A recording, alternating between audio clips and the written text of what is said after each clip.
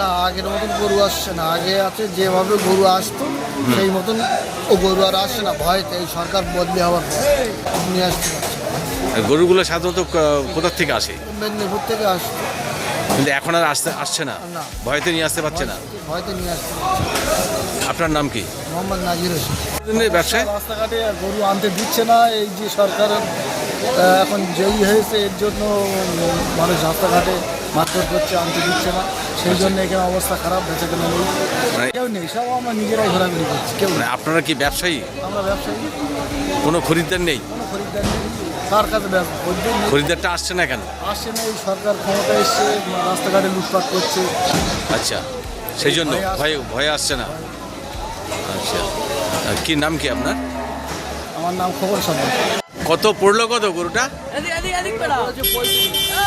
কি তুলনায় কি দাম কম না বেশি? না, ঠিক আছে দাম, দাম ঠিক আছে 3 মণ ওজন আছে গরুটা। গরুটা দেখে না, পোষার জন্য। পোষার জন্য। কি নাম আপনার? সালাম আলাইকুম।